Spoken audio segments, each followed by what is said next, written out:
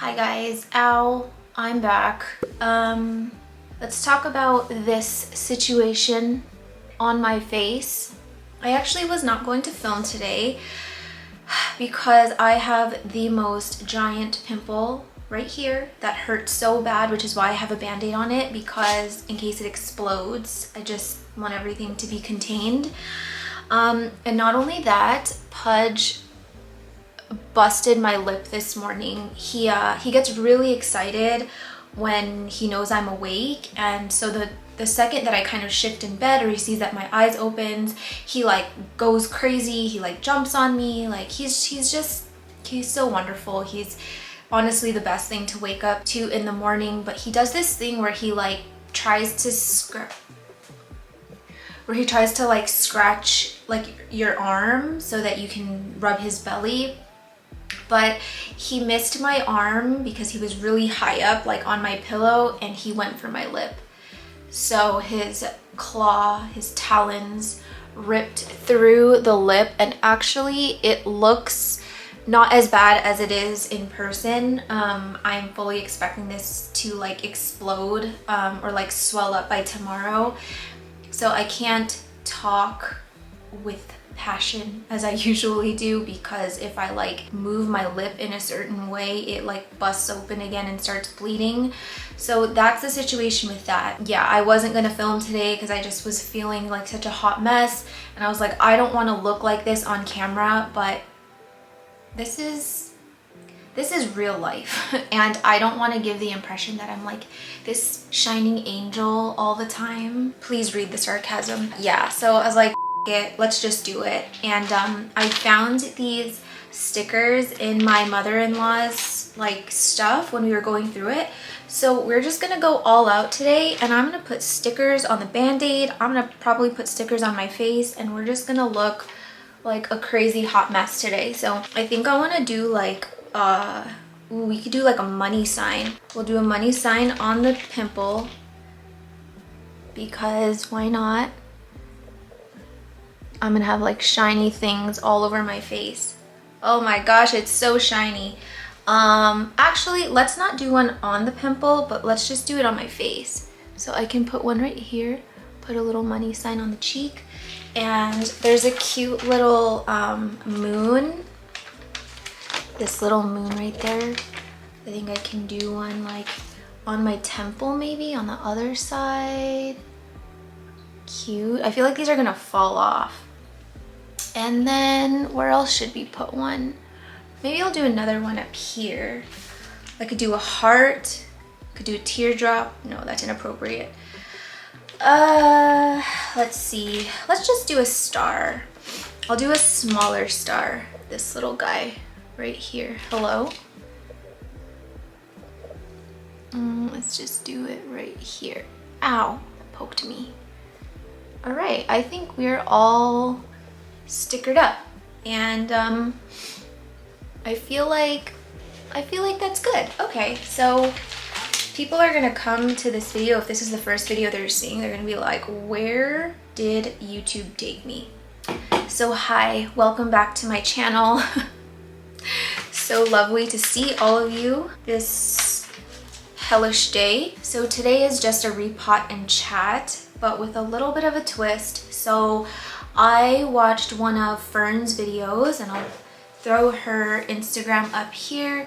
I watched one of her YouTube videos where she did a little repot, but she also was responding to people's assumptions of her. And at first I thought it was gonna be like a really, I know, brutal video, just because you like open yourself up to just people being honest. But it was actually very refreshing, and I really enjoyed that video. So I was like, let's give it a whirl. And so I opened up my question box on Instagram and just asked like, what are your assumptions of me? And I actually haven't gone through and read all of the responses yet. I basically just screenshotted all of the answers and didn't really look at them yet. So this is kind of like a real first look at the answers, and I think maybe about 40 or 50 came in. So I'm just gonna be repotting and going through these assumptions and letting you guys know if it's true or not, and we'll just chat and have a good time. I just didn't really want to talk a lot about plants today because I have a lot of videos coming up that are very like how-to, that are very like heavy plant info related, and I just need to take a break between those videos where I'm just talking plants, and I hope you guys understand. So anywho, I'm gonna be working on the plant table today. Hopefully I can get a good angle. It's a little bit hard to film with my face and the plant at the same time, but I'm gonna try. And yeah, I've got a lot to do today. I have like 2 boxes, and you'll probably see it in the background when I move the camera. I've got like 2 boxes of plants that I need to like handle. I'm not gonna do that all today, obviously, but I need to get through at least some of them because I have another video coming up that I don't want to spoil, but a lot of this has to be repot for that video or in preparation for that video. So yeah, that's what today is, and let's just get started.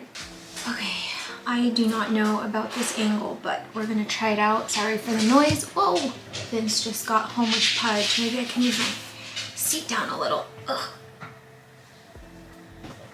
If the stickers are distracting for you, don't worry, that makes 2 of us, but we're just, hey, we're just going all out with the crazy today. I'm just trying to see who I want to repot first. Oh gosh, okay. Let's do the one that has been stressing me out the most, which is this insane Scindapsus Trubii dark form. I don't know what the thought process was when I did that, but we're not. We're going back. Abort.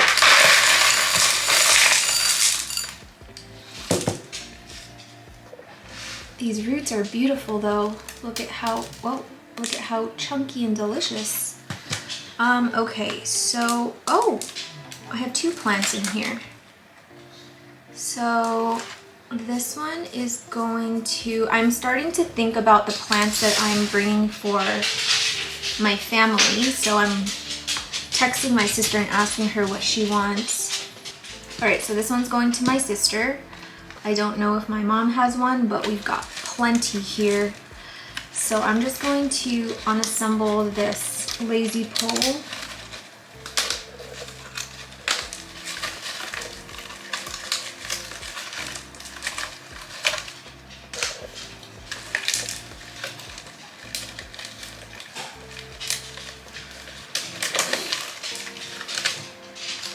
So easy, I love it. It's so hard to want to go back to any other pole now.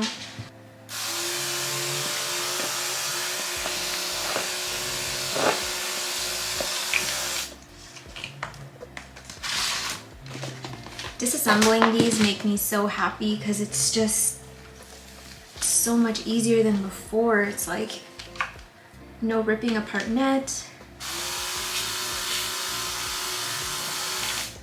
No scissors, no nothing.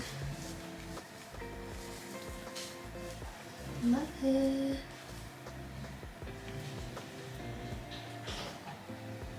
So what I'm gonna do with this one is actually chop for my mom and then also chop to make a fuller pot because I think I want to just have like a trailing pot on my shelf. I don't necessarily need this in like a greenhouse anymore because it's taken off, because I think when I potted this on camera it had like maybe 5 leaves. I can't remember. My husband's probably gonna have lunch now, so it might be a little bit loud. All right, so here's let's chop it down all the way back here. And then even again, since I've got these roots right here, I think I'm gonna chop one more like this so that I can get it back in like that and have something more bushy. And then I'll chop again right here. And then that will be my pot. And then I think I'll propagate this for my mom and maybe do like 2 stems like this. This is so pretty. So I'll get this in a pot, I'll get this one in a pot, and then this one will be mine. I'm gonna try and stay as neat as possible here. So everything that's dirty and needs to be washed, I will put in here. Oh my gosh. Okay, this pond is heavy. I actually really liked it in this vessel, so I think I'm gonna put it back in here. I just feel like I need to rinse this guy out a little bit. So let's just get into the first assumption. You're adorably socially awkward. I wouldn't say adorably, but I am definitely socially awkward.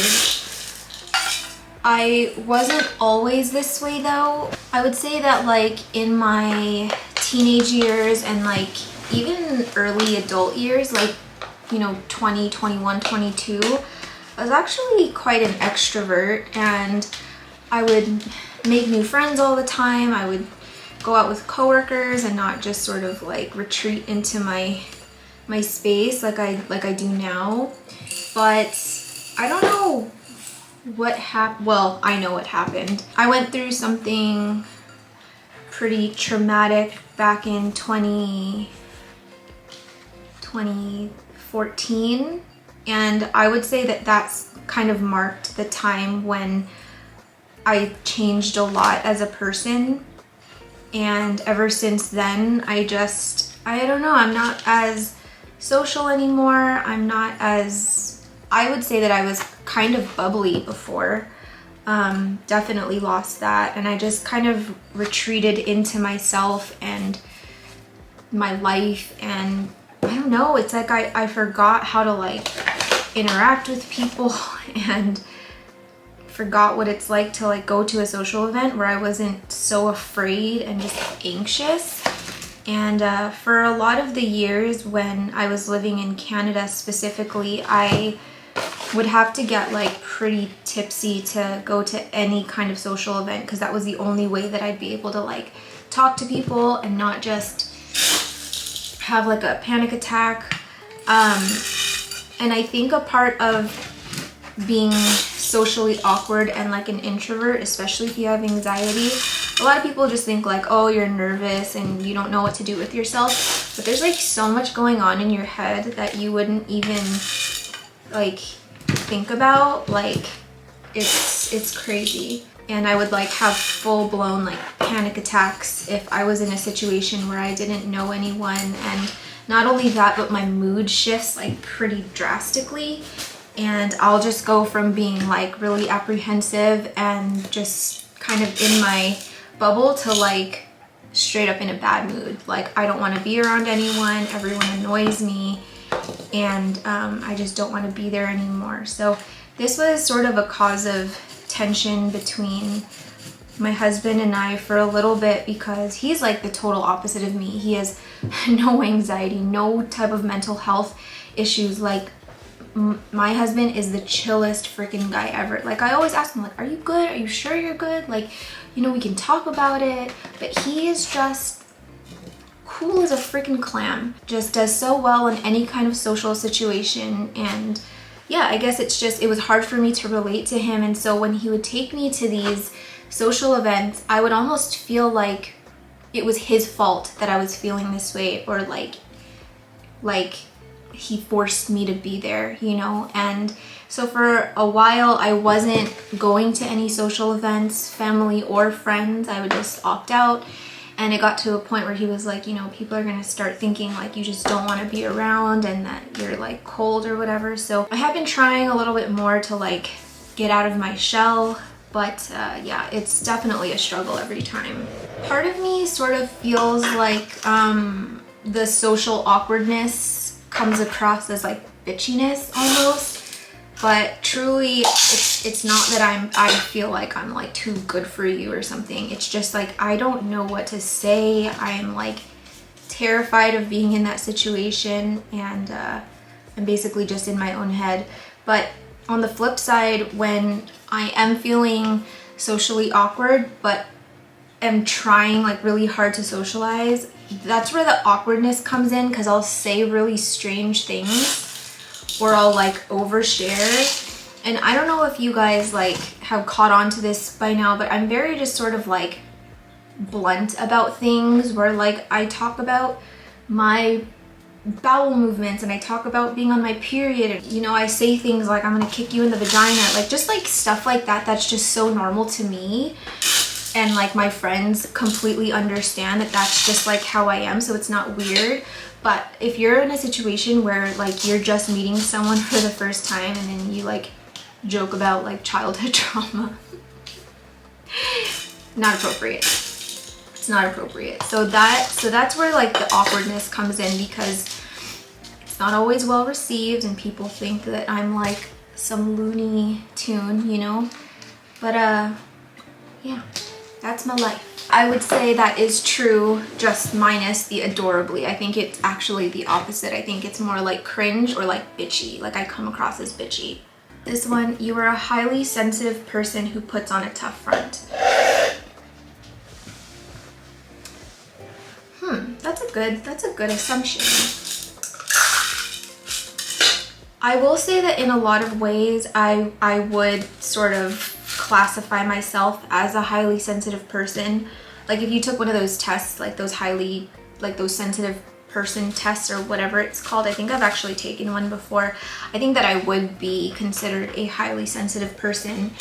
But in terms of like, I don't know, when it comes to people in general, I would say that I've toughened up a lot. And I think a lot of it is because I've mentioned this in other videos. Like I was bullied as a kid, and I kind of got to a place by like 2nd grade where I was like, I don't need friends. Like I hate everyone. Everyone hates me. And I had that mentality where like I wouldn't want to connect with people. I wouldn't even want to make friends because I just knew that it was very temporary. I was going to move to another school. And not only that, but like, you know, the girls were mean to me. And so by 3rd grade, I really flocked to the boys. I played basketball and like, I just hung out with the boys because I just felt like they were so much nicer than the girls. But like, believe it or not, in 3rd grade, people were calling me like a slut because I was hanging out with boys and not girls. Like, why do 3rd graders even know that word? I would say though, by like maybe middle school or high school, I definitely softened up a little bit. Like I wasn't as like, I don't know, like I was more receptive to people. I was more willing to have friendships and relationships and things like that. But if we're talking about the person I am now, I would say that it's like half and half. Like I'm very selective about the things that I'm sensitive about. Like let's take YouTube for example. Like I get a lot of comments on like a weekly basis or a monthly basis, and a good majority of them, for how small this channel is in the grand scheme of things, I get a good amount of people that leave like nasty comments. And in the beginning, it used to bother me so much, you guys. Like even the slightest little comment would like set me off. Oh, so these are done. The next one I'm gonna do is this Skindapsis Silver Cloud. I just need to like get them potted up. They're already like super rooted and stuff. But I just, yeah, gotta get it into a pot and untangle it. So anyway, yeah, like just the slightest thing would set me off. But I feel like just in a course of a year, because I've had this channel for a little bit over a year now, I just honestly feel like I have legitimately toughened up a lot, where like comments don't, like mean comments don't really bother me, and I'm super willing to like respond to them and give them attention, because a lot of the times when you reply and you don't sort of like back down or show them that you're just willing to be a punching bag for someone's, you know, miserable life or whatever, yeah, they 9 out of 10 times they will delete their comment, either because they don't want people coming for them, they don't want me coming for them, or they've legitimately like reconsidered the way that they talk to strangers online. So I don't know, in that way I find it really empowering. But there are certain things that really set me off. Like when someone comes for me for the way that I like do my plant stuff, oh my gosh, it's just like I read it and then it's done, you know, like I'm over it. But when it has to do with like Pudge, for example, that's like a very sensitive spot for me. And for a good while there, he was kind of like the center of the, I would say bullying, because people have left some really nasty stuff. Yeah, it would bother me a lot. I would get very like insecure. I would rethink myself as like a dog parent, as a person, and I would really let it get to me. And you know, I would poke fun at it. I would post it on Instagram and make funny videos to go along with it, but like I would say deep down it did bother me. But I will say that poking fun at things that are meant to be like a mean comment or whatever, and sort of just making light of it, has truly legitimately helped a lot. Like it's just allowed me to remember to not take things so seriously, and like remind myself that like there is nobody on planet Earth that can please everyone, like no matter what you do. I think it was Alice that showed me this video of like this comedian who wanted to prove that like people will find any reason to be angry, or like find any reason to come for you about something. And this, I think he was a stand-up comedian, he posted a video of like, I think it was like a cantaloupe or something. It was just like a video of a cantaloupe on YouTube. That's it. No context, nothing. Just a video of a cantaloupe or some kind of fruit. And people were angry. Like people came for this video. People were leaving nasty comments on a video of a freaking cantaloupe. So if a cantaloupe is like subjected to bullying, imagine like people, you know. I think I've just learned over the past year that like sometimes the mean comments or the bad things that come with being on social media, it can sting pretty badly. But just always reminding yourself of sort of like the good parts of social media is like the things that you should be sort of clinging on to, you know, because for every mean comment I get, I probably get like 50 nice ones. So it's just remembering that there's like so much more good out there. And I use humor a lot to get through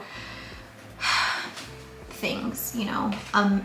Humor is kind of like my shield. It's my safety, and I think that I have been able to utilize it in a healthy way, because for really serious things like my trauma and things that have caused all these mental health issues, I take that very seriously. Like I'm medicated, I go to therapy, I see a psychiatrist. Like it's not something that I'm just like poking fun at all the time, you know. I do talk about sort of the serious parts about mental health issues and the serious things that happen in the world, and it's not always just all fun and games. But I will say that I do use humor as a way to cope. And in terms of like how strong I am as a person, I will say that this is probably the strongest that I've been, because I think if like I got the comments and DMs and stuff, like the nasty comments and DMs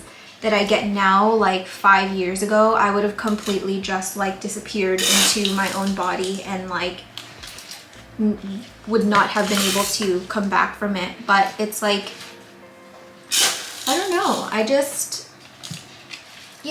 feel like in that way I'm very proud of how I've come, but I also have to constantly remind myself of like a good balance of like humor and actually dealing with the things that bother me. So yeah, in regard to that assumption, I want to say it's true. I am human. There are certain things that I am very sensitive to, that really bother me.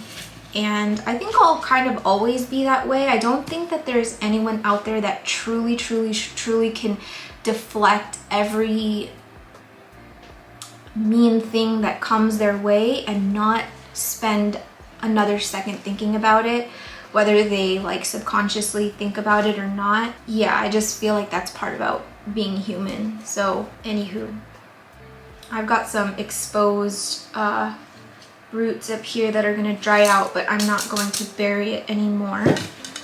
But hopefully this guy fills out, because I really love this plant, and it used to be like a bushy thing and then it rotted when I moved it. I think I like went to repot it one time and then it just all the roots rotted. So I am hoping for a better transition this time, but these leaves are just like so beautiful, and some of them are like really, really silvery. Like this one is like super silvery, and yeah, this is a Scindapsus that I really, really love and would hope to keep in my collection if I can. I have gotten rid of a lot of my Scindapsus because of how finicky they can be, and like with watering, and just, I don't know, they're kind of stressful plants for me, to be honest. I'm going to now address this Campos Portoenum that I 100% believe has root rot, because this thing should have perked up by now for sure, and she has not perked up yet.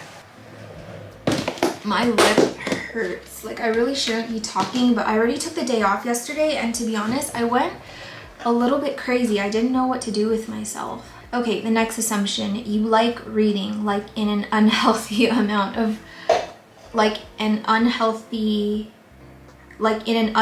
amount way of reading. What do you guys think? True or false? Let's get these guys off. Ah. So easy, so easy. Okay, get this guy out. So to that assumption, that is actually false.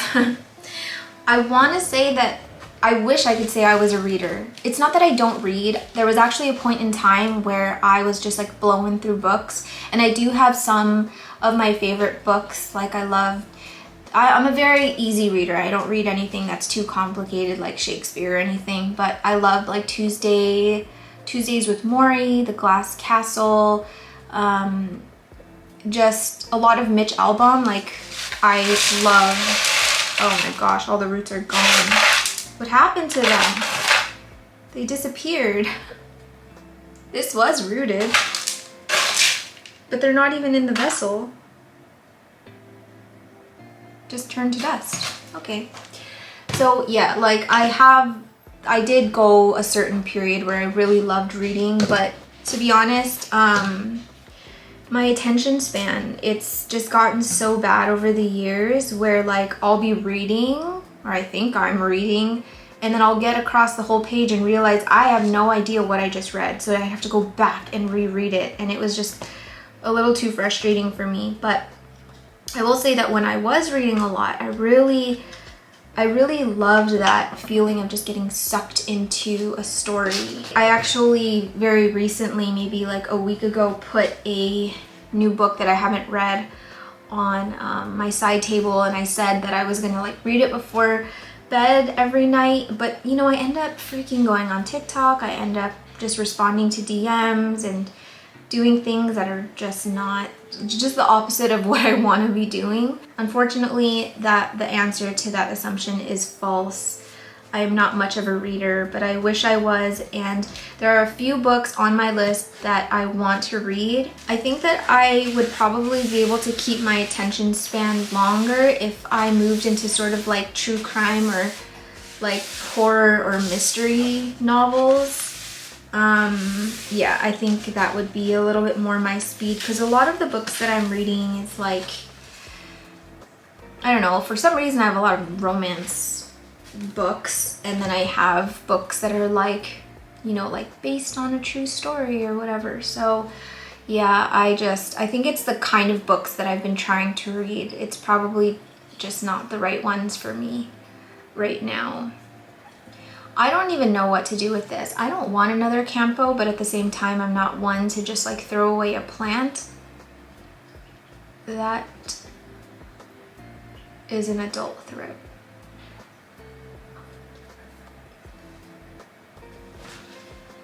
Love that for me. Love that for me. So anyway, yeah, I just squished an adult through. I should have shown it to you. Well, now it's in the afterlife. Yeah, I'm not messing around with that. Sorry guys, this one's going in the trash. Suspicions were confirmed, and now I have to make sure that all the other plants in that bin do not have adult thripsises, but the likelihood of them not having it is very low. Let's do this sad alocasia longiloba. I'm on thrips alert right now. I kind of already knew this one was gonna decline in my care. It was looking a little bit sad inside of Aaron's tent when I picked it up, and I just already knew that it coming out of the greenhouse was gonna send it into a spiral. So here she is, but there is another leaf that is like popping out. So not all hope is lost. I am gonna let this leaf die off on its own and let whatever nutrients move into there. But for now, I do want to get it out of moss. Let's move into the next assumption. I'm actually quite hungry. I might have to take a filming break and go eat and then come back. That you're my long lost sister. Yes, Jess, true. You have a super clean home. Okay, this one is kind of complicated. So I was very recently diagnosed with OCD, and I was not surprised at all because my dad has OCD and I take after him in a lot of ways. Like things that I used to make fun of him about, like I full on have it now. And yeah, one of them is just with dirt and just anything that's dirty, dust. My sisters make fun of me all the time because I have this sort of like irrational fear of dust where it triggers like a physical response in me. Whenever I see dust or I see just dirt or like a pile of hair, just anything that's like kind of gross, I literally start beyond my control, I start salivating. Not because I think it's delicious or anything, but because my brain wants me to spit just in case any got in my mouth or whatever. But it used to be like if I had to touch it, and now it's like if I just visually see it, it's like I get that response. So I just cannot stand dust, I can't stand dirt, I can't stand loose hairs, I can't stand anything sticky on my hands. I wash my hands probably close to, I want to say like 40 times a day. It's very unhealthy. Yeah, a lot of my OCDs I really don't want to get into. I might get into it in a video I'm working on about mental health, but in this video, yeah, it's just, let's just not go there. Because some of them are kind of embarrassing too, like the things that I do. So it's embarrassing in a different way, not in a ha-ha funny way, more like a, ooh, that's embarrassing way. So anyway, yeah, I do tend to keep my house very clean, and not only with like dirt and stuff like that, but like I just have always, like in the last few years, I've had this mentality that like if we had to just pack up and leave and move into another place, we should be able to just literally get boxes and put everything in there and not have to sort through like what do we need, what's junk. Like all of the junk and stuff should be already gone from the house. There's no reason why it should be in there. So if we're packing, like there's no reason to have to be like, okay, what can we get rid of and what don't need. Like at all times, I just want everything that's taking space in our home to be things that we actually need. So I am just constantly and honestly very neurotically going through cabinets, going through drawers, and just throwing things away. I'm donating a lot of things, and yeah, it, like in terms of my OCD, had gotten to a point where I would literally stay up at night just in my mind. I would start at the front door and I would just start going through every cabinet and drawer in my head. Like, when's the last time that I checked that one? Like, what's even in there? What's in our storage? Like, what can I get rid of? Like, it was bad. Like, I would stay up at night just scanning the house in my mind. And then the next day, it's like you know, just neurotically cleaning.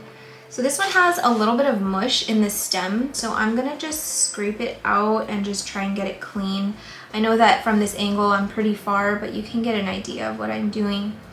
So yeah, anyway, that I would say that my house is very clean, but, and I think that a lot of people with, I don't know if this is just me, but in a lot of ways I am very neat and tidy, and I always want my space to look neat and tidy.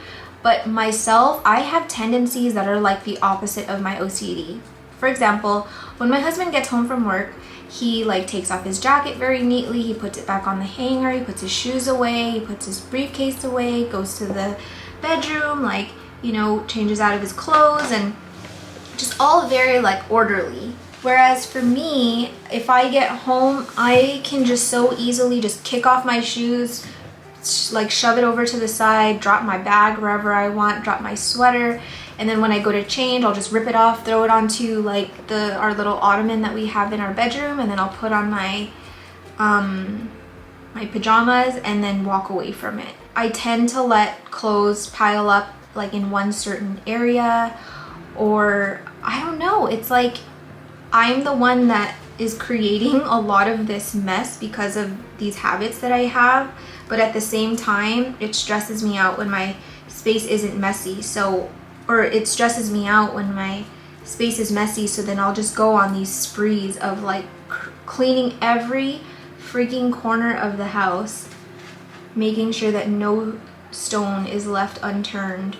It's kind of strange that way. I have been trying to get better about like these habits of mine where I just let like one kind of mess sort of pile up until it gets really bad, and just being better about like, you know, getting home and putting my shoes like back in the closet and like not just leaving this like trail of destruction everywhere. But at the same time, I don't also want to like in a way aggravate my OCD more and like create new habits that might be considered unhealthy. So I don't know, you guys, it's always freaking something. But I guess to answer the assumption as it is, yes, my house is, I would say, very, like, almost freakishly clean. But there is always pug hair everywhere, everywhere. I just bought this vacuum called the Neobot. Freaking ad sucked me in. But it actually works really well, and I'll be doing a little review or like feature on it in the next week of plant to-dos, because I like to weave in sort of my personal life a tad bit on those 2-hour long or whatever videos. So I will be doing a review and kind of show you guys how it works. I'm just getting Pudge used to it a bit. I don't want to film him when he's like being like, when he's super stressed out, you know, like, I don't know, that just feels kind of mean. So I'm just letting him get used to it a little bit, because it is a vacuum and he does not like the sound of the vacuum super close to him. So he did let me use it. It was just, you know, he was a little bit frightened at first, but he eventually sort of calmed down. But I think in another few weeks he'll be like way more used to it. Okay, I'm gonna dip this into some rooting hormone. I kind of just realized that this whole time I was calling this like a rooting hormone, but I think what I actually use it for most is like, it should be called like a callousing hormone or something, because there is rooting hormone in here, but there's also sulfur dust and cinnamon powder, and like, when I use this stuff on my plants, the main goal for me is just to make sure that whatever is cut does not rot, doesn't kind of like get gross on me. I don't do it with the hopes of like, oh, this is gonna help it root more. So yeah, I guess I've been sort of branding this wrong the whole time, so sorry about that. Herc. This is like the nasty stuff that came out of it, and it feels gross. It feels nasty. Okay, I'm gonna put this on the floor. Hopefully these roots don't dry out too fast, because I just want it to sort of breathe and callus a bit before I do anything to it. Okay, next on the list Guys, I still have this crazy Tamaya. I feel so awful for throwing it out, but what am I supposed to do with it? It looks redonkulous. And I don't want to like give this to a neighbor, like post it. Like who wants this bamboo stick? I think this is the last one that I'm gonna do before I have some lunch because I am legitimately starved. And all I'm thinking about right now are pizza rolls. Oh, sorry, I keep forgetting to show you guys what I'm doing. So this is a Microserum Thailandicum. This one has sort of that like nice blue iridescence to it. I've seen a lot of people's look super, super, super blue, but honestly, mine is a little bit more greeny. I am finding that these newer leaves that are coming out have a little bit more of that like magical blue color. I truly thought that I would kill this in a hot second, but it's been so easy, so low maintenance. I've had it in my Millsbo, which is really hot and not as humid. I've had it in my Mars Hydro tent. I've had it in my EXO. I've had it just out on a shelf, and it kind of just lives in whatever condition you give it, doesn't get stressed or anything. So yeah, this is a great little fern, and I love it very, very much. Okay, let's do maybe 1 or 2 more assumptions before I eat. You're a fun person. I think that this is an answer that someone else would have to answer and not me, because I don't know if I'm fun. I have fun with myself sometimes, not like that.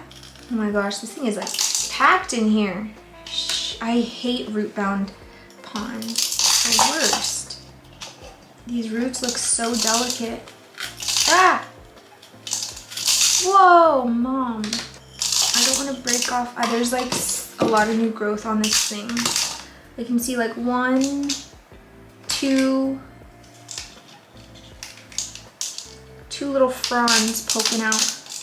Okay, so yeah, thank you for assuming that I'm a fun person, but I don't think I could answer this because I don't know what it's like to be in my company. These roots are like black. Why?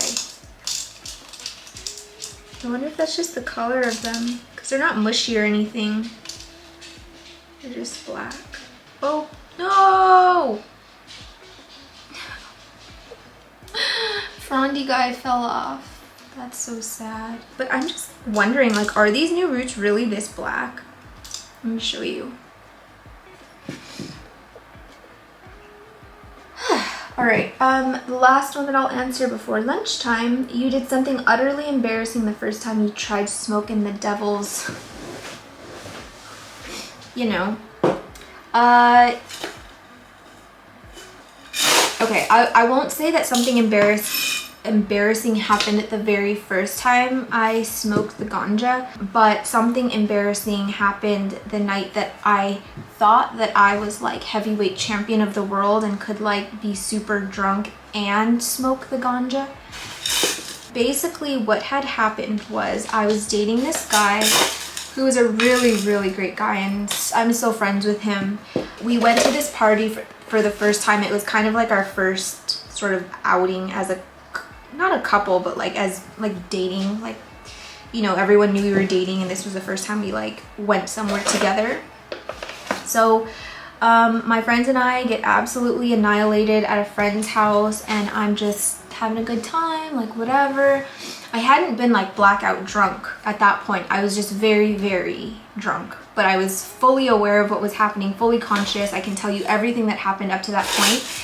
And then I saw that they were smoking a little weed outside, and I was like, hey, like, let me get on that. And the guy that I was dating was like, oh, I don't know, you're a little drunk. I don't know if you should, like, you should mix. And I had never mixed before, you know, but all I knew was that when I smoked, I got super mellow. So I was like, no, this will be good. Like, I'm chill, like, it'll be fine. I took like a big old like, and next thing I know, I just see black, just black. I had fully passed out, and then I opened my eyes and I still see black, and I'm like, oh my god, I'm blind. Only to realize that my head was inside of a black garbage bin, or plastic garbage bag. And I like popped my head out, And the guy that I'm dating is like rubbing my back. He's got like my hair up in a hair tie, and like I throw up on me, and he's like, told you. I was like, listen dude, don't tell me what to do, okay? But safe to say, after that moment I never freaking mixed again. And whenever my friends would like try and call me a square for not wanting to, like, you know, hit the marijuana while we were drinking, I'm like, listen, fool me once, shame on you. Fool me twice, shame on you again. Just kidding. But yeah, truly, like, I learned my lesson the first time and I never mixed after that. Actually, I would be super paranoid even being around people that smoked. I'm like, no, don't give me like the second hand, I'm gonna pass out. Anyway, that was my story. So that was, I don't know, he still liked me after that, so maybe I didn't blow it completely after all, but it was very, very embarrassing because, hello, I'd throw up all over me and I just looked like a hot freaking mess. In general, I was just kind of a hot mess when I was a teenager. And part of that is because as a kid and like as like, I don't know, a teenager in general, like all through middle school and high school, I didn't have like that typical high school life that a lot of people imagine because I was so sheltered by my dad. He was super, super strict, didn't want me like hanging out. His worst fear was me like doing drugs or hanging out with boys or getting pregnant or something. So it was like right after school, straight home. He would make sure that we were home. He would call and make sure that we picked up the landline. Like, he was really, really insane.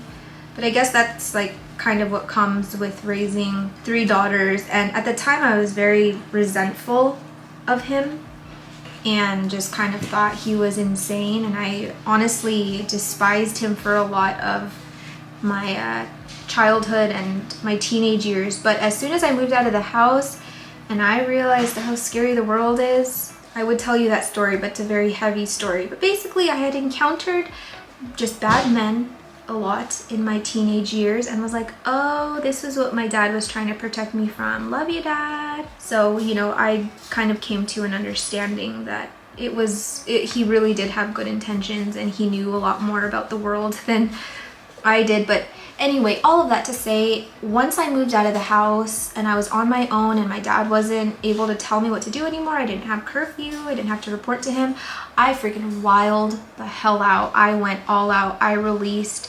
years of being cooped up in my house. That's why I have all these stories of being just blackout drunk, because up until that point I had really never ever partied before, or just like was able to like hang out with friends without being stressed that I was gonna get in trouble or I was gonna get a phone call like, where are you, come home. I was like, woo, I'm on my own. So anyway, I'm so happy that I repotted this. Like, this guy has needed a refresh for a while. Like, look how yucky and gunky that is. Okay, my husband is having lunch. I can hear him in the kitchen, so I'm gonna have lunch too, and then we'll be back. I need to build a lazy pole so we have a little bit more labor-intensive things to do, and yeah, so be right back. I'm going to put the alocasia in a more rehabby sort of vessel, and I will be doing pon. But I always feel very sleepy after lunch, so I need to wake up. So we're gonna add more stickers to my face. I don't even know what half of these things are. I think this looks like what is it? The wheel for, like on a ship. What's that called? A bow? No, that's not right. Okay, I'm gonna add a little paw print somewhere. I think I'll put it here. And then let's add maybe, I don't know what this thing is, this little green thing.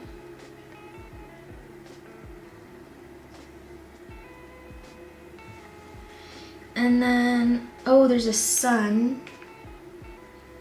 Or I can add one of these spades.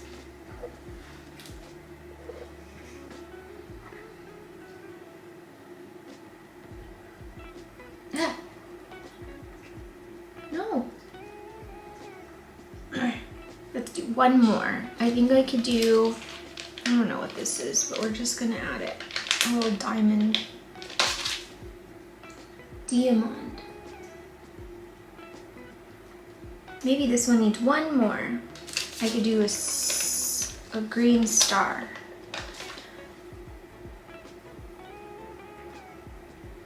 Yeah, I've gone off the deep end. Okay, I already feel so much more alive. Let's get this dude back before he dries up completely.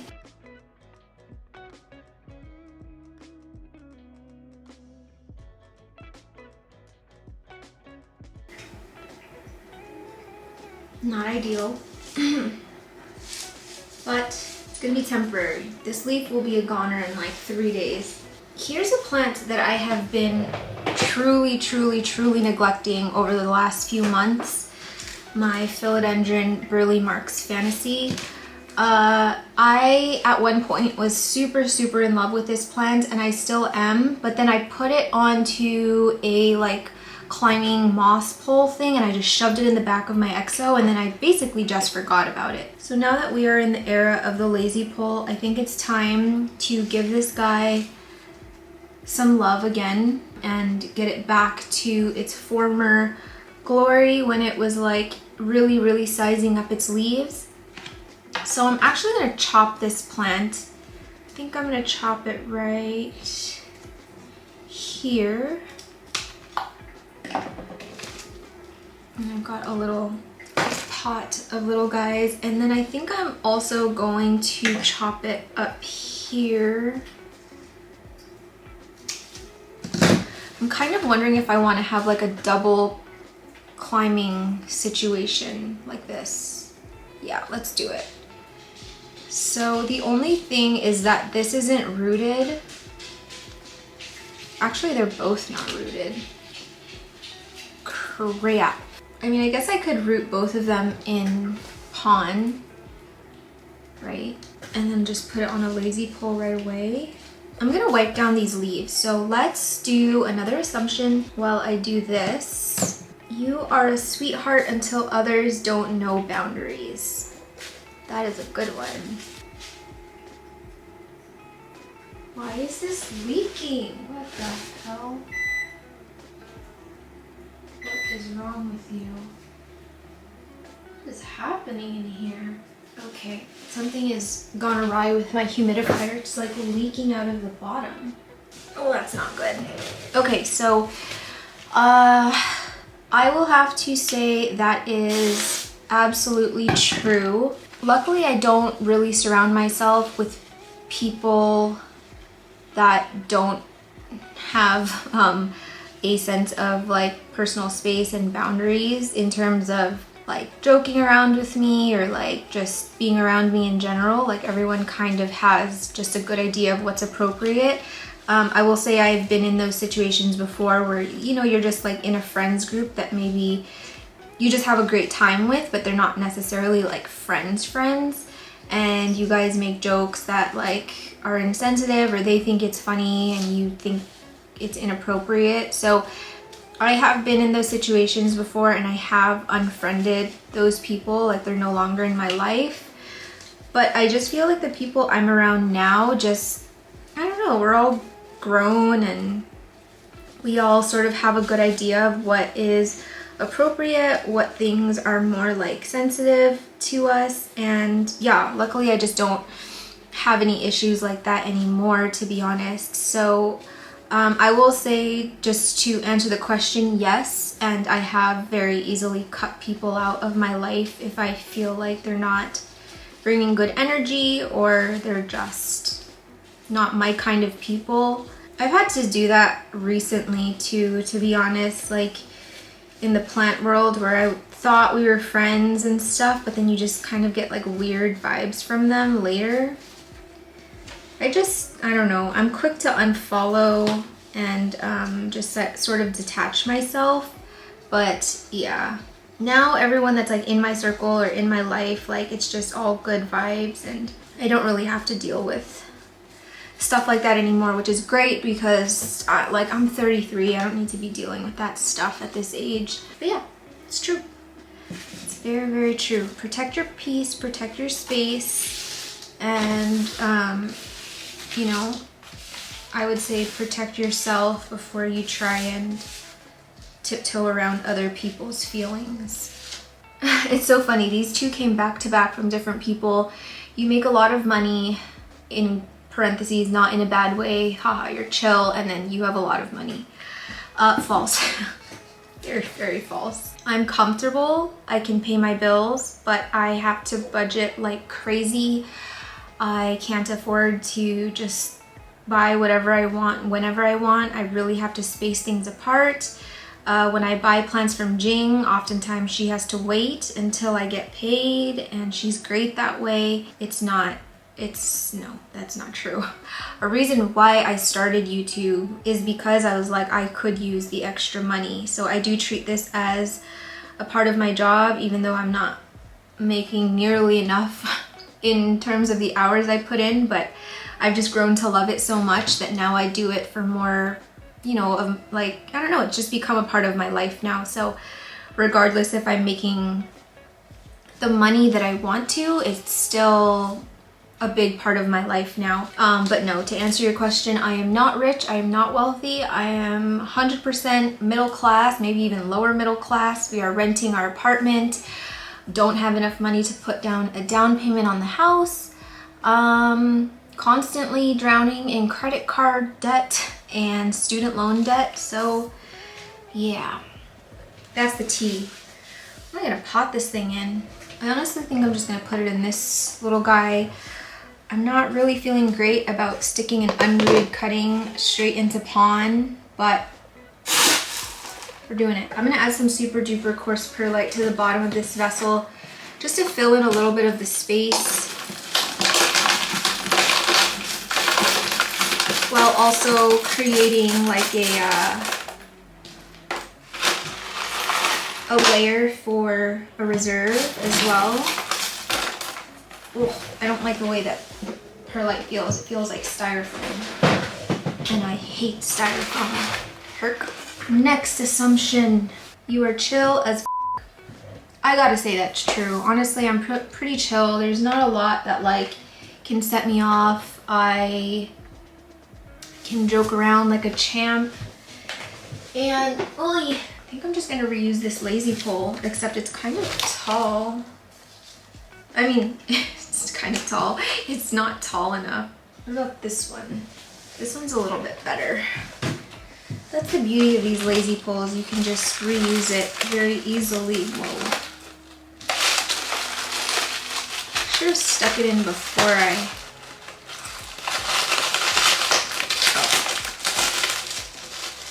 Cool. I should have washed it, but you know, pick your battles. I think I'm gonna cut this one more time, and we're just gonna do it. So I think I might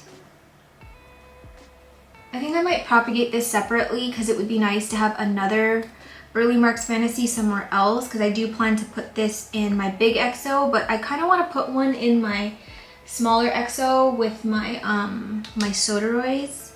Okay, I can do this. This thing is so thirsty. Look how like soft it is. It does perk up really, really fast though once it's hydrated. Just figuring out how I want to prop this guy up. Can't remember if these are the straps for it. I mixed them up now. Oh my gosh, my lip hurts so bad. It like even hurts to talk.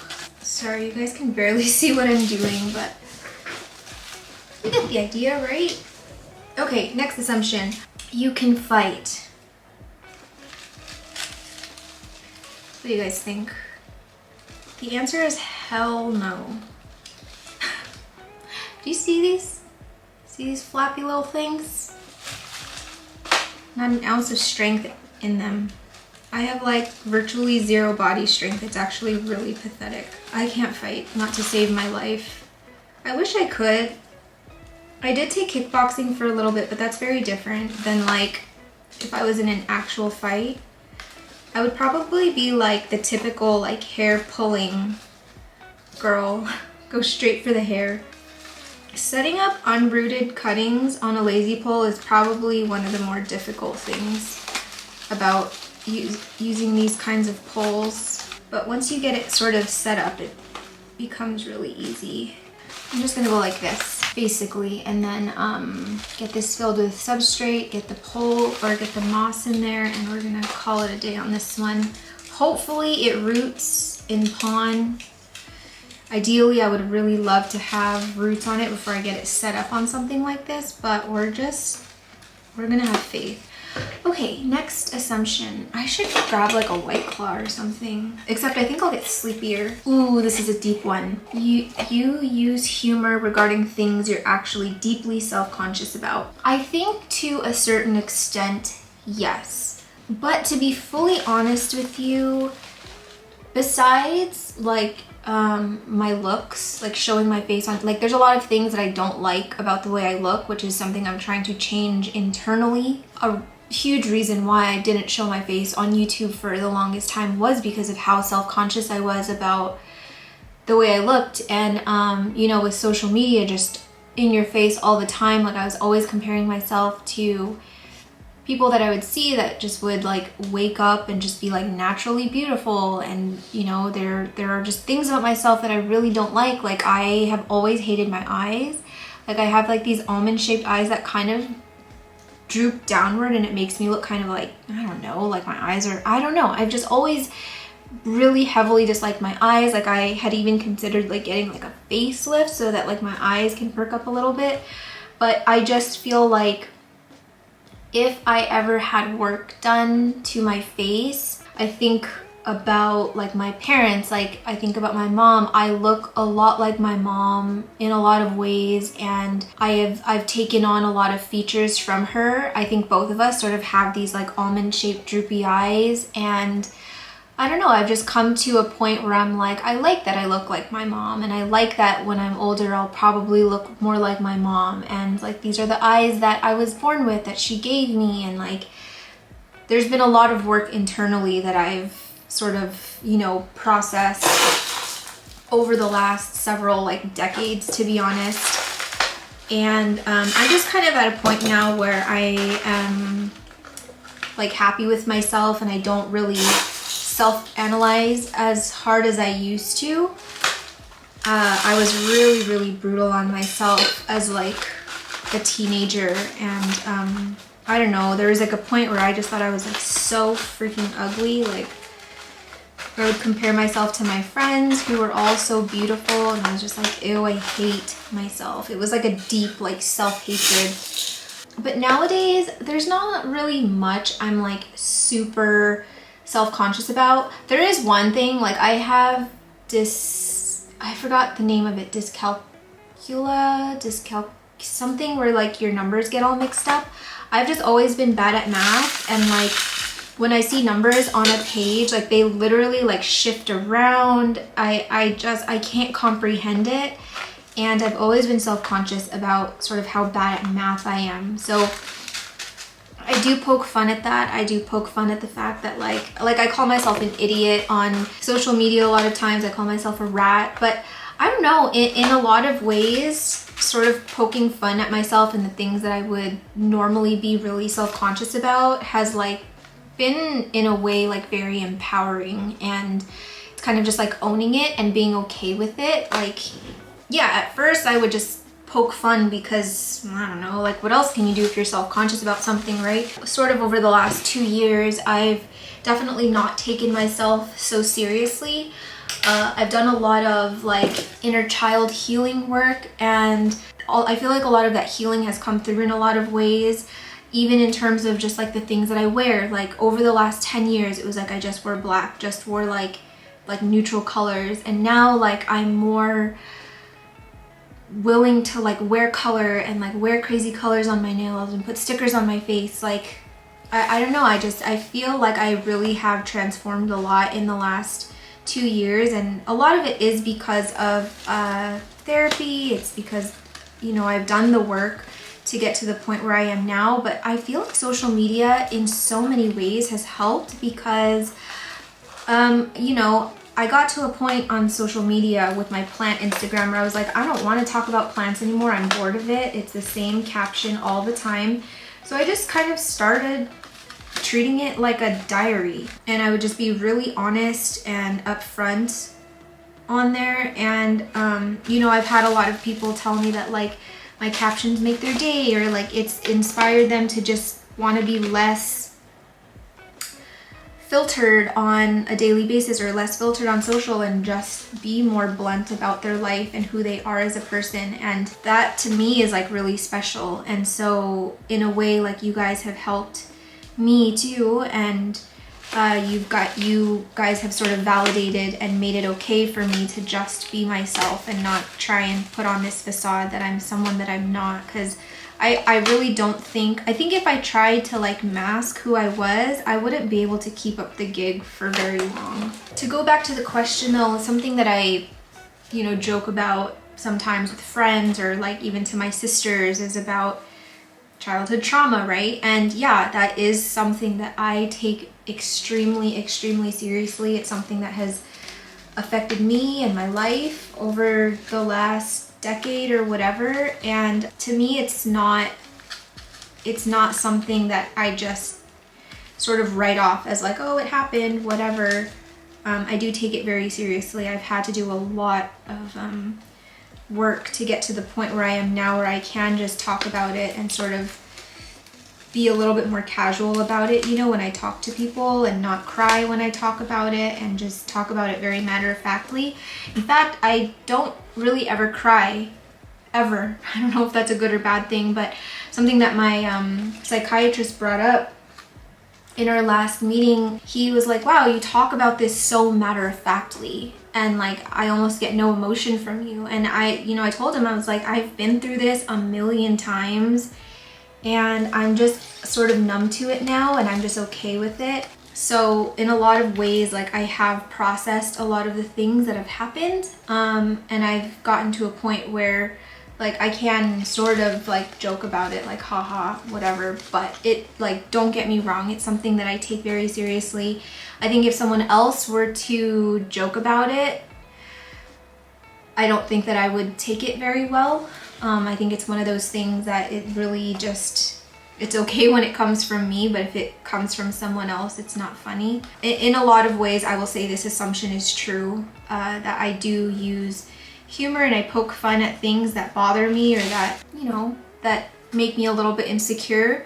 But I will say, more so than that, it has just been a truly, truly empowering process for me to just be super blunt and super open about things, and not feel like I have to like hide from who I am. And I just, so, I don't know, I don't embarrass easily now, and I feel like I can just say whatever online and not feel like embarrassed by it. I don't know. Like, it honestly takes a lot for me to be embarrassed now. I guess I would say that this is probably the most liberated I've ever felt my entire life, and it's the most comfortable I've been with myself my entire life. Like, I actually like who I am.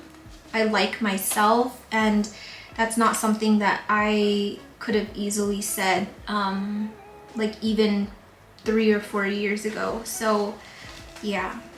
Wow, this chat is getting a lot deeper than I thought it was gonna be. But I love that you guys are asking all the hard-hitting questions.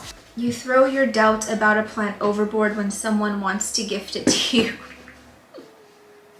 Har har har, very funny. Here is a very thirsty philodendron Burley Marks Fantasy. I really love how bushy it looks now. I don't know which growth point is going to activate, but we will deal with it when it comes. And hopefully I can rehydrate this thing, because it is so freaking thirsty. Let's get this guy into something. Since he's just a prop, I'm just going to put him in like a cup. Did I say an assumption? Oh yeah, you throw your doubts about a plant overboard when someone wants to gift it to you. Oh, sorry, I burped.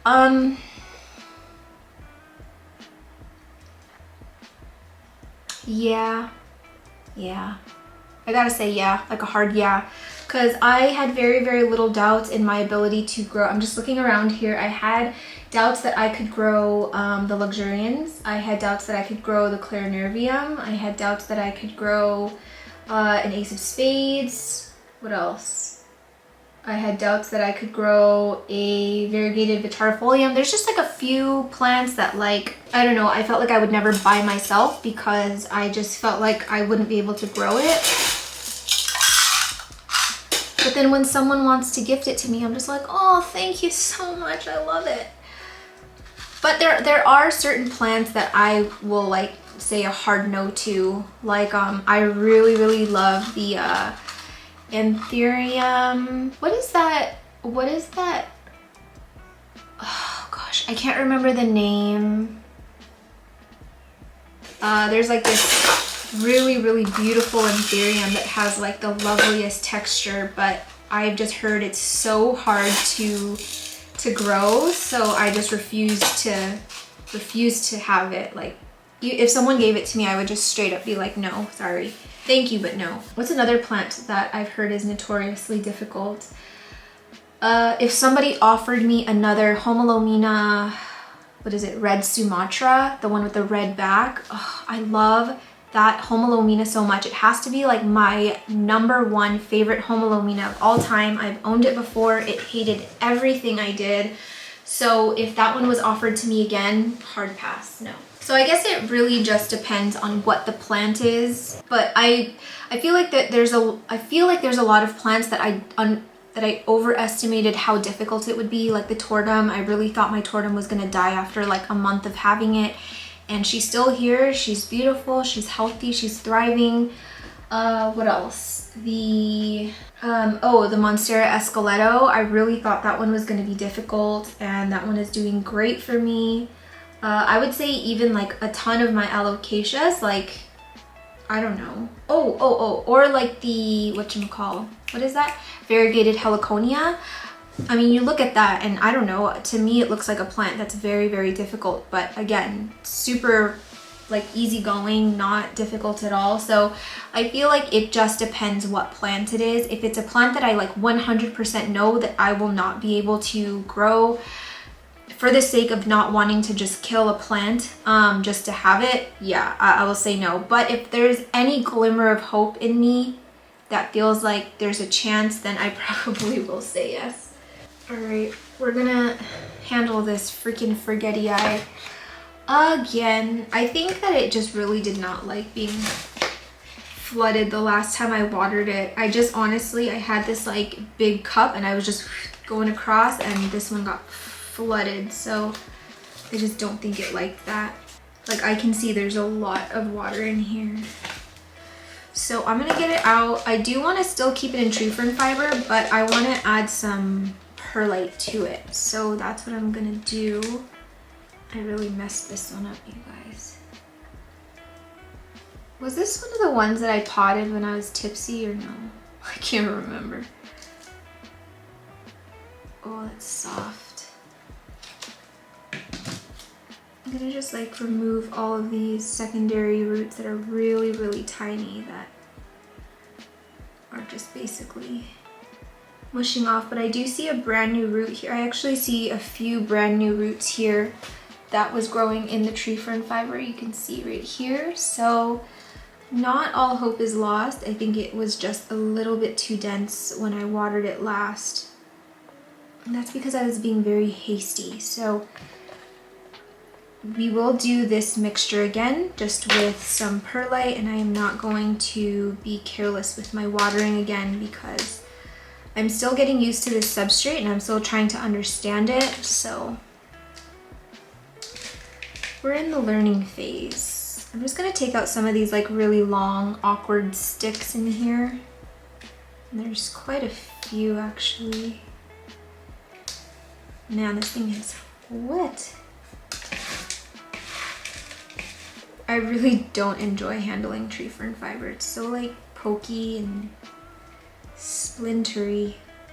Ow, my back hurts. So I've got some rinsed perlite here and I'm just going to be adding it to this tree fern fiber. I'm gonna start with that much, I think, and we'll see how far this takes me. Oh, I was gonna look at another assumption. You rearrange your apartment furniture like your life depends on it. Yes, oh my gosh. I have been this way since I was a teenager. Nothing in the world, and I think a lot of people can relate to me, especially in your teenage years. There was nothing more exhilarating than moving your furniture around, moving things around, and just kind of feeling like you're in a brand new space. I would literally get re-energized knowing that my room looked different, and I was obsessed with that feeling. I chased that feeling ever since, and now I am a serial mover arounder. I'm not as bad as before in terms of like big furniture, because our like living area space can only be arranged in a certain way, so I'm kind of stuck with that. But I have moved our bed plenty of time. I have rearranged the setup of our bedroom like a million times since we've been here, and my bed has seen all 4 walls, I think.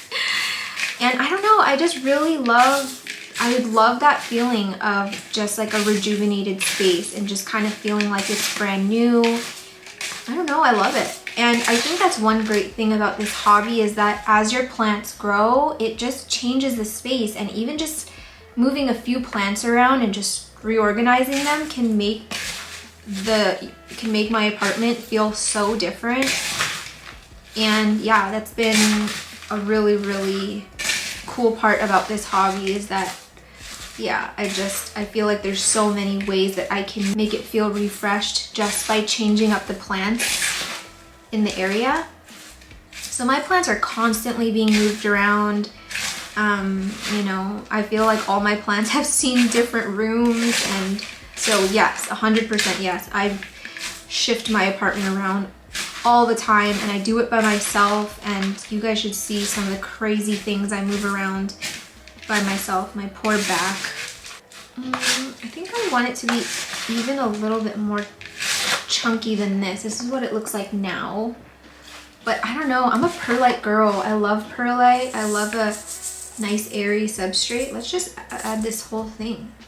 Oh, that's yummy. Okay, so yeah, yes, you got me. You were a teacher's pet.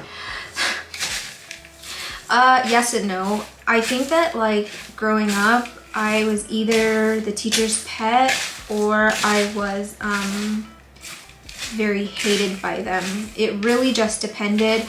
To be honest, it was very easy to get male teachers to like me.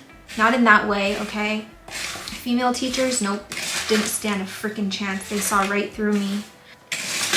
But yeah, I had to find a lot of ways in middle school and high school to get by, because I was undiagnosed, unmedicated ADHD. So honestly, kindergarten through 12th grade was absolute hell for me. I hated every second of it. I struggled a lot through high school. I was a C- average student, meaning barely like grazing by.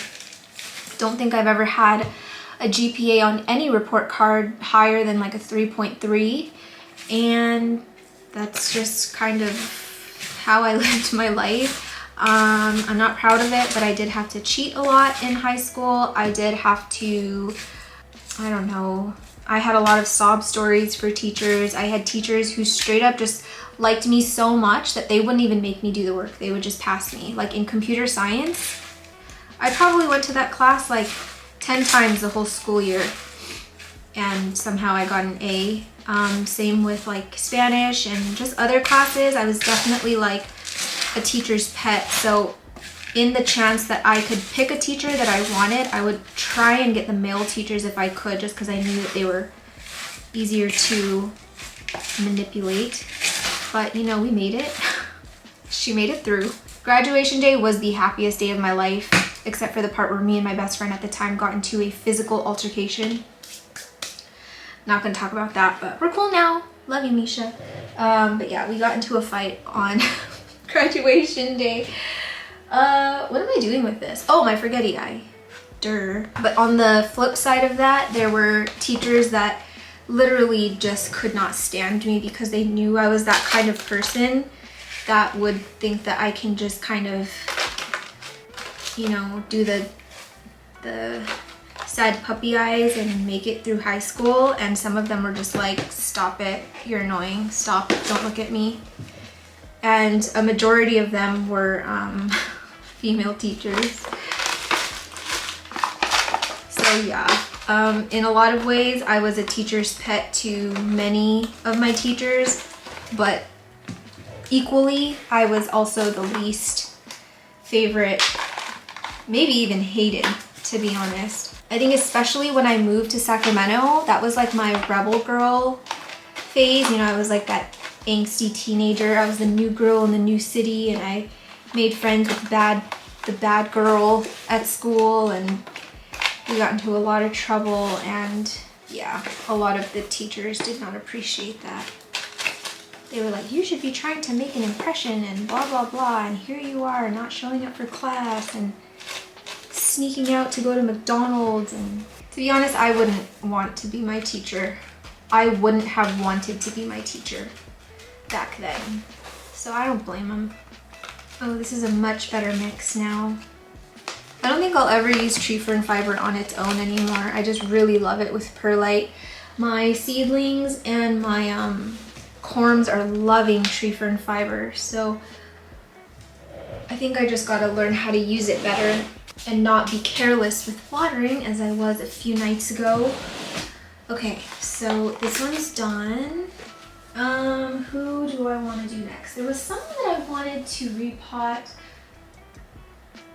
Was it my Philodendron SP Columbia? Yeah. Oh, dang it, a new leaf. Crap. Oh, it's so cute. It's just a baby. Okay, well, I can't do that one now because frickin' thing.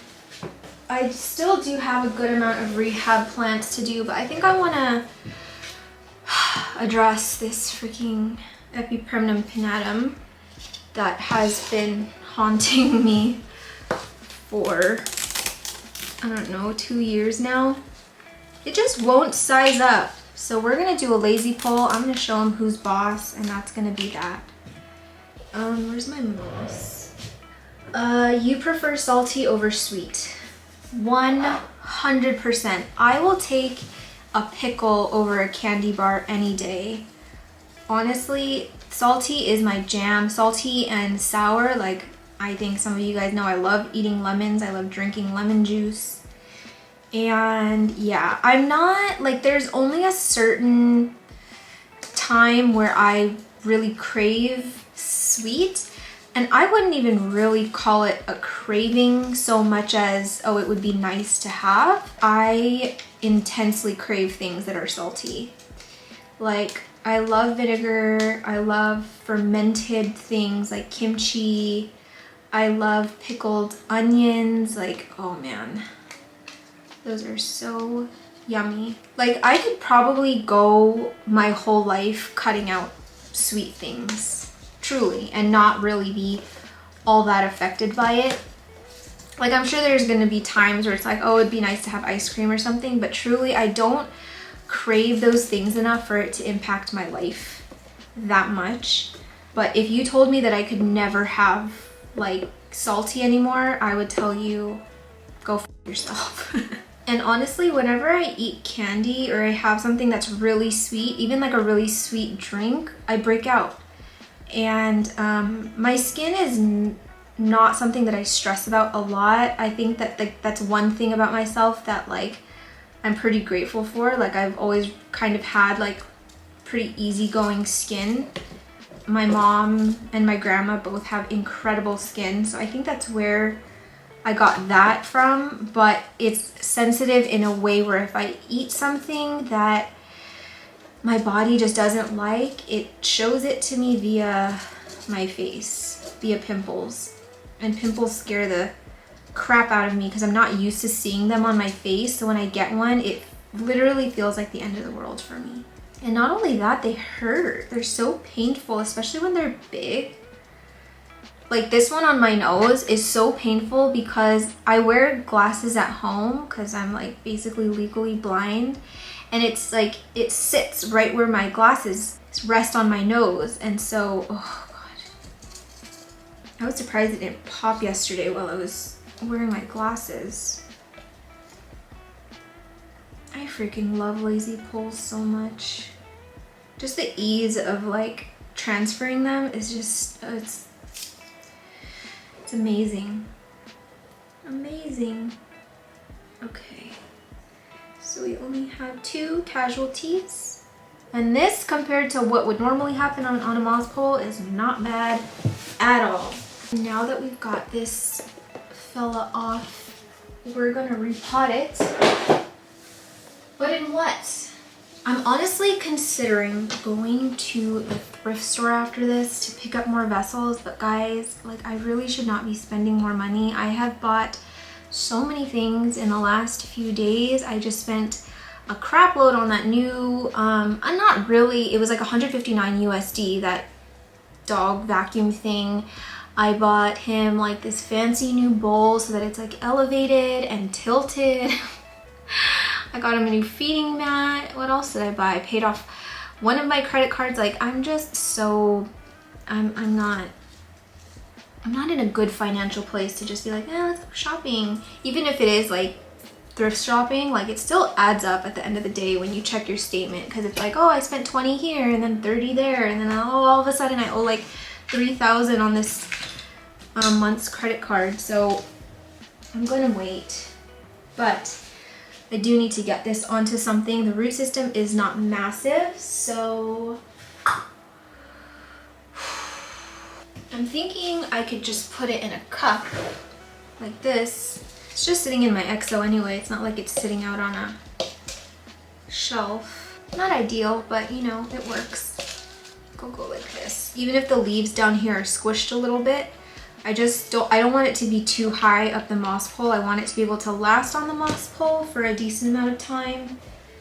So, God, it's blocking my freaking cabinet. Let's use an actual scissor this time, not my shears.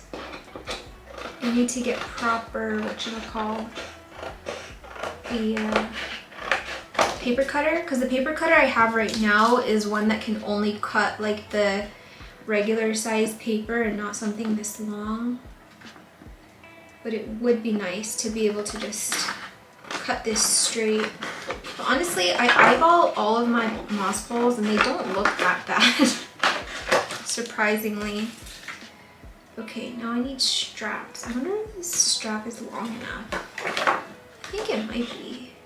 Alright, let's jump into the next assumption. I'm probably not going to be able to go through all of them. I'm just kind of going in order.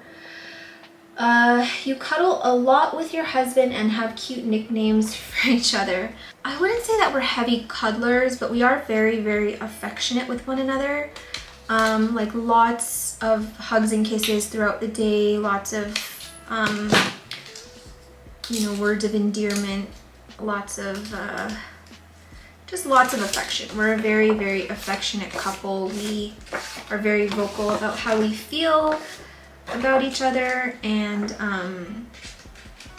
yeah, it's a very, very loving relationship, but we're not just like sitting there all day cuddling, nor do we really even cuddle when we're like watching a movie or something. Like if we're in bed, sometimes we'll like hold toes or we'll like have like our hands like on top of one another and like are just sort of touching in some way, but we're not like totally cuddling each other because I really like my space and I get a little bit claustrophobic, and I feel like my husband is always like running hot, so it works out for both of us where we don't really want to be like smothered, but like it's just like I'm here, we're hanging.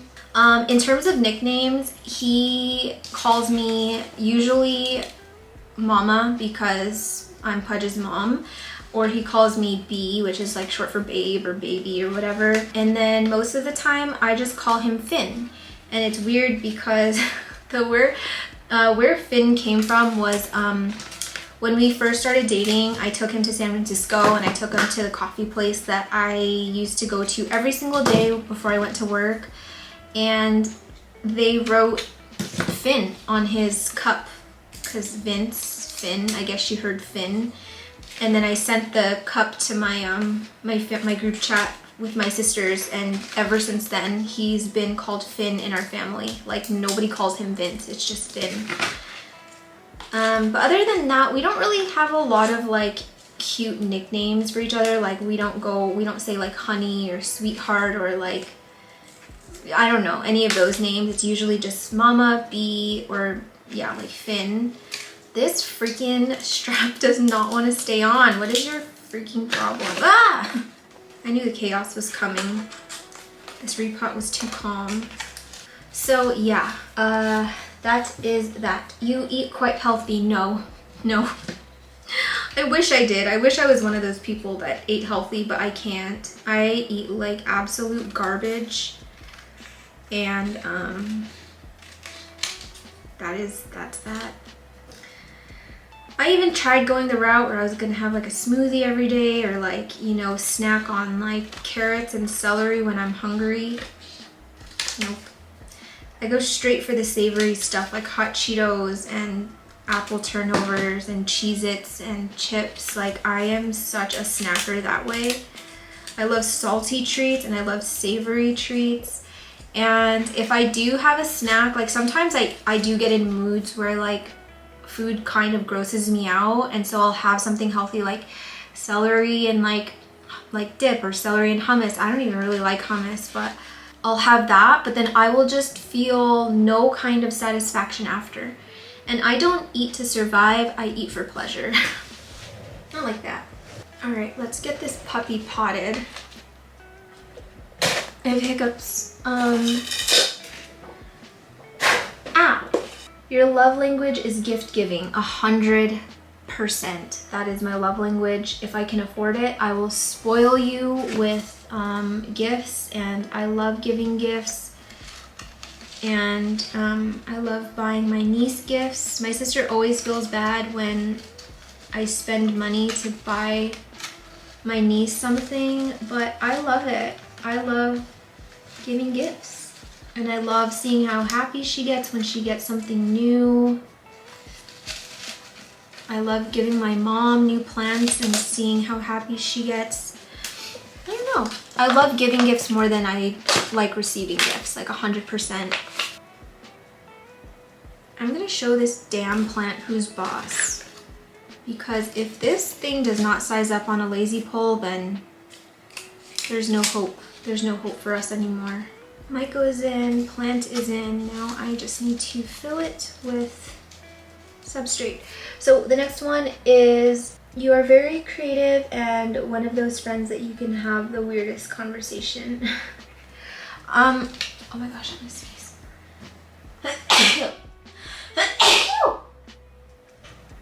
Ow, that one hurt. I will say yes, I am creative.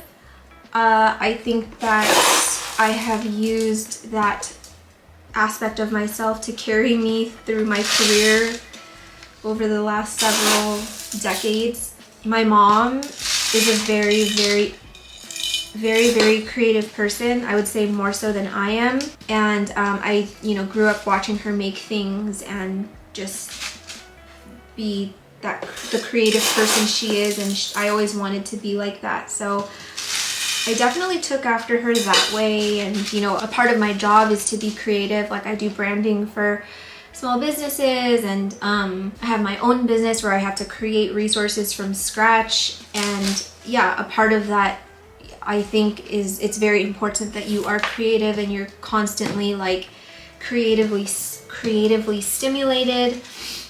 And I don't know, I've always got ideas and stuff. Execution is not always 100%, but the ideas are flowing. So yeah, I would say that I am creative. Like I like to paint and make things pretty around the house. I love to design websites and branding material, all that stuff. But also for the second part of that assumption, I would say that yes, I have engaged in many weird conversations. So yeah, yes and yes. You cuss like a sailor. Yep. Yep. I definitely hold back a lot on this channel because I know a lot of people watch it on their TVs where there's children around, and I think in general, like, I don't really know who's cool with just constant cussing and stuff. It can feel a little abrasive, so I try to keep it at a minimum, and when I do cuss, I always try and censor it if I can, just in case the little ones are watching or you're just more sensitive to language. But in general, I would say that my vocabulary most of the time when I'm just talking is just profanities, and I love it. I don't know, I feel like cussing is a great way to express yourself. It's a great way to relieve frustration and anger. I love cussing. I think it's a beautiful part of the language, and I don't know, I love it. But I do cuss like a sailor 100%, and I don't think I'll ever change, to be honest. It's so funny, whenever I cuss, my dad is just like, do you have to swear? Jeez Louise, is that necessary? Oh, Dad, silly goose. I need another strap. I don't know how much more I have it in me to repot today. My nose is actually getting quite itchy. My husband woke up with really bad allergies this morning. He's just sneezing like crazy, so I might need to get out of here. I could probably do a part 2 of this because I have so many more to go through, but maybe not. This one's a little loosey-goosey. Let's tighten her up a little bit. Tighten up, girlfriend. Let's do one more. I think behind all the jokes, you're a very kind person with a soft and gentle heart. That's so nice. I would like to say yeah. I feel like, especially since I've come into my 30s, I don't know, I just have a much softer side for people in general. I used to be a very competitive person and kind of wanted to be like the best at everything, and I think that's because I felt like I had a lot to prove as someone who didn't have a degree, like, you know, didn't finish school and wasn't making like steady income. I've always really been sort of self-employed in a sense, and I just kind of felt like I had a lot to prove to my family, had a lot to prove to myself, so I had a lot of those tendencies. But now that I just feel good about where I am, I'm very proud of, you know, where I am in life now. I just don't feel that way anymore, and I feel like I definitely have changed a lot as a person. So I'm definitely in a space now where I want to see the people around me succeed. I want people to be genuinely happy. I want to make genuine connections and like help people if I can. Like, I don't know. I love seeing my friends like be successful at what they do. I love seeing my friends loving on their plants. I try and encourage my sisters when they can. Like, we have a very joking relationship, but at the same time, they know that there is a part of me that can be very serious. And when it comes to serious things, like, I will always be, the first to go to bat for them when they need me. So, yeah. I genuinely just, I talk a lot of crap, and a part of that is just, part of the, I guess, my sense of humor, but I genuinely do want to see people like thrive and be happy and just be who they are. And so I would say, yeah, that's true. I don't hate a lot of people. I hate some people, trust me. But for, I would say, my own good reasons. But generally, I'm just kind of in my own world. I want to be happy. I want people around me to be happy, and that's all there is to it. So we've got this dang thing on a proper pole, and I am hoping she likes it. I'm so ready to be done with these teeny tiny scrawny little leaves. I want to see some real root, like real leaf growth. That's what I really want for this. So anyway, I actually think that's it for me. These were the ones that I wanted to address today. and I actually feel good that they're done. I can get them sort of put away, and I cleared up some space in my boxes. So yeah, I would say today was a successful repot. It was fun to read your assumptions about me. I'm sorry if things got... Sorry, I thought I saw a ghost. Sorry if things got a little heavy in some parts, but you know, I think people just were being very honest, and I wanted to be honest too. So yeah, but that was really fun. I'm glad nobody was very mean. I was a little nervous to open up the question box for that because I thought some people would say some pretty gnarly things, but everyone was really nice. I'm sorry if I didn't get to your assumption, but yeah, there's no way that I could go through like 50 of them in a video. So that is it for today's repot and chat. That is it from me and my big zit and my busted lip. This is not the best I've looked. I actually was planning to film 3 videos this week, but besides the craziness happening up here, it actually hurts quite a bit to talk, so I'm probably gonna have to take another few days off until this heals because it hurts really bad, and it hurts to brush my teeth and like basically just open my mouth. Like when I had lunch earlier, I really thought I wasn't gonna make it through. Yeah, today was fun. Thank you for hanging out with me. Thank you for watching another video. Thank you for being here. Thank you for subscribing. I love you all. Don't forget to give it a thumbs up if you liked it because it helps Pudge and I a lot on YouTube. And without further ado, I will see you in the next one.